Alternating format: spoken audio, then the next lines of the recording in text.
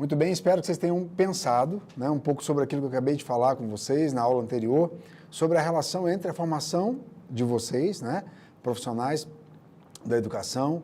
Isso implica na valorização, a forma de exigir, ela modifica em função dessa qualificação profissional e também o ambiente e o trabalho dentro da escola, ele também é melhorado, né, com quem vocês estão lidando, tanto como professores quanto alunos, isso vai ter uma implicação muito positiva.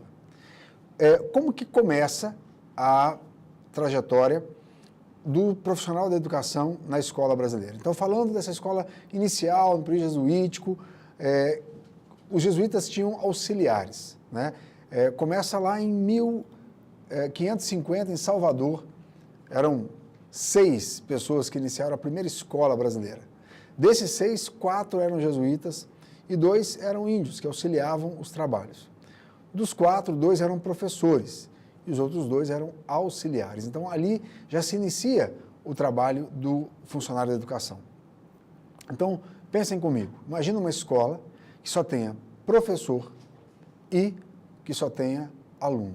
Ela não funciona.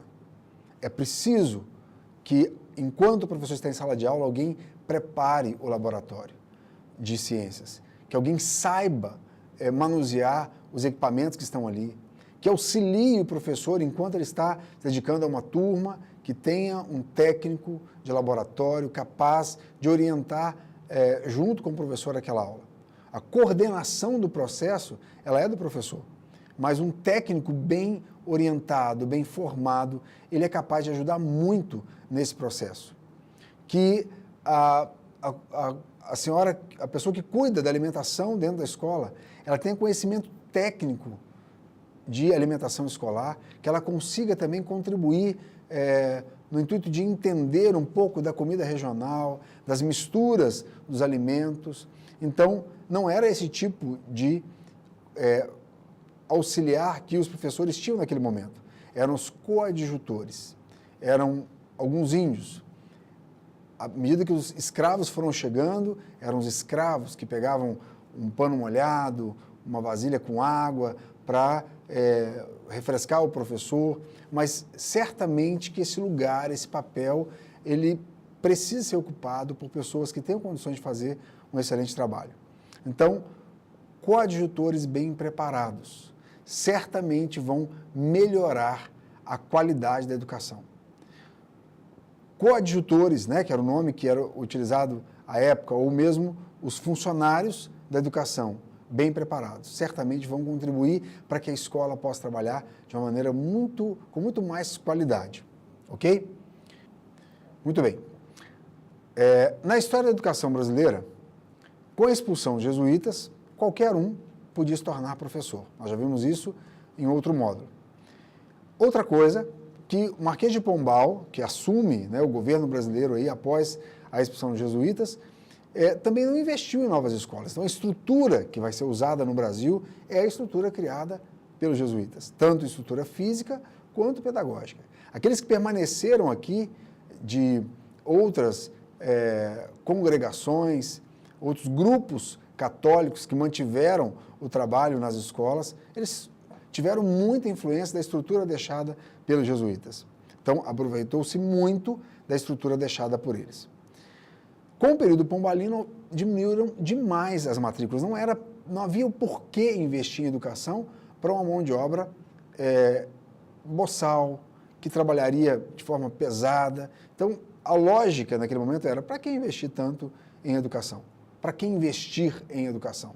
Se a mão de obra que está trabalhando aqui, que está fazendo essa colônia funcionar, ela não precisa de qualificação profissional.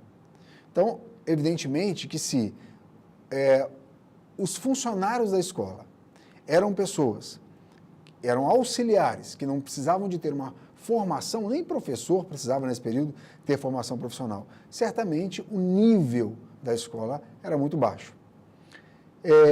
2% apenas da população estudava no período pombalino, então muito pouca gente.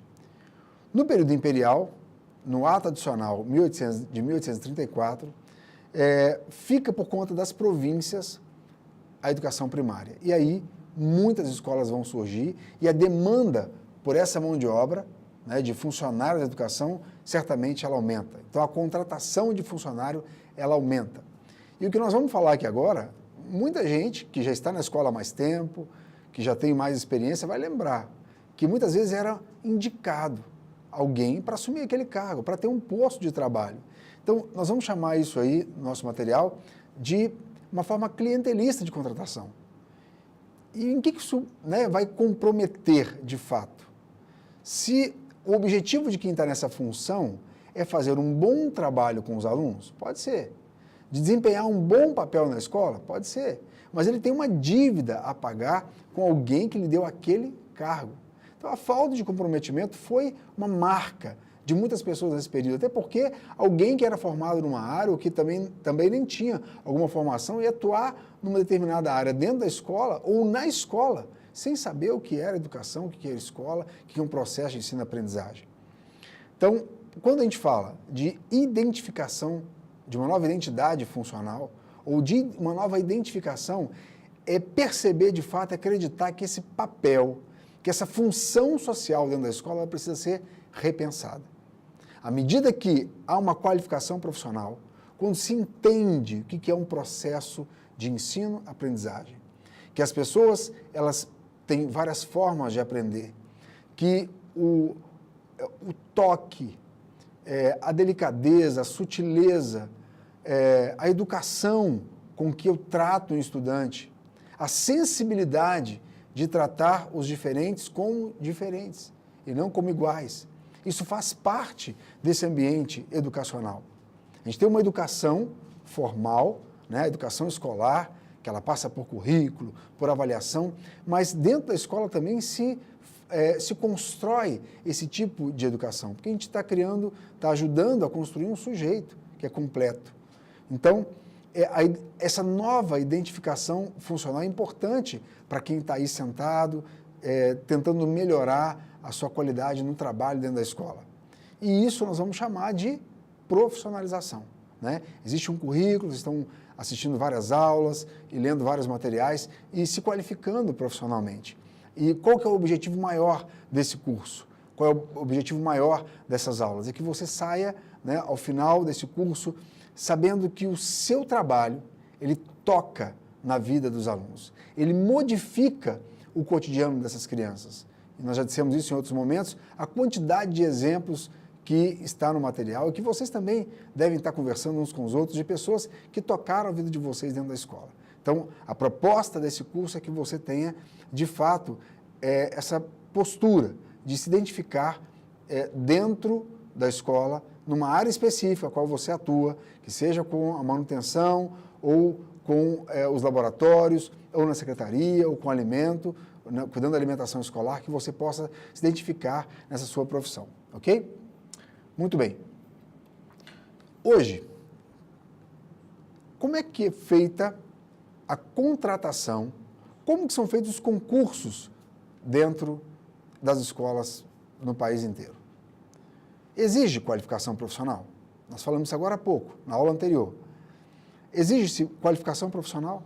A prova que você faz para a área que você atua, você, quando fazia aquela prova, se percebia, eu vou trabalhar com a limpeza da escola, eu vou trabalhar com a infraestrutura da escola e com o meio ambiente. As questões que estavam ali elaboradas, elas elencavam aquilo que era necessário para saber se você, de fato, sabe ou não fazer aquelas atividades. Outra pergunta. O que é levado em consideração, então, nos concursos? A maioria deles, a gente encontra questões objetivas de disciplinas como matemática, português, conhecimentos gerais, nada especificamente da sua área.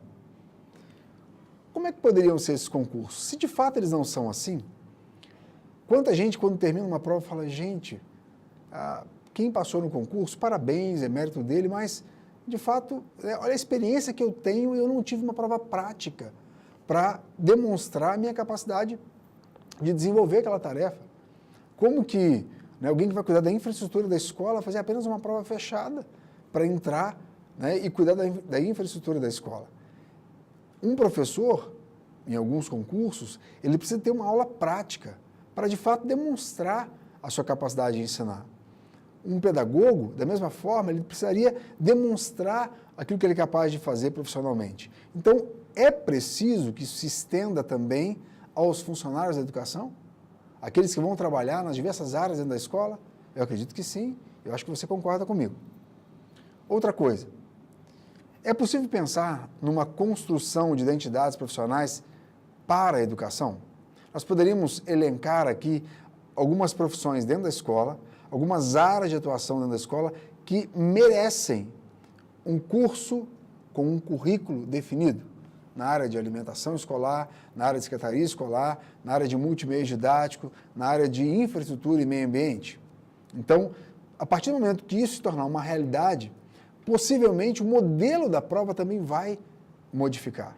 Então, vocês que estão matriculados nesse curso e nos demais cursos do pró-funcionário estão passando por um momento do processo.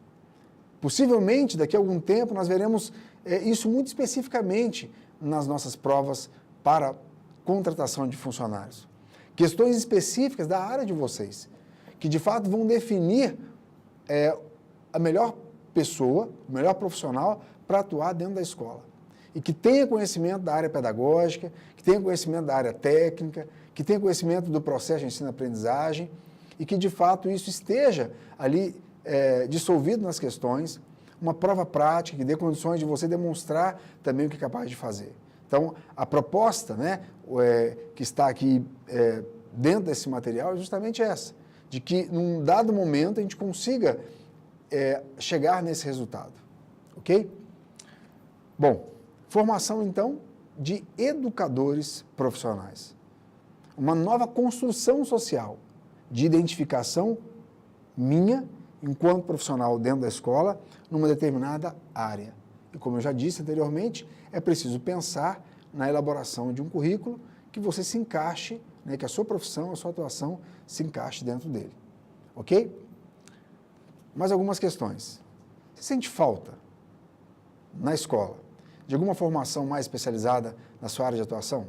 Isso de fato está fazendo falta?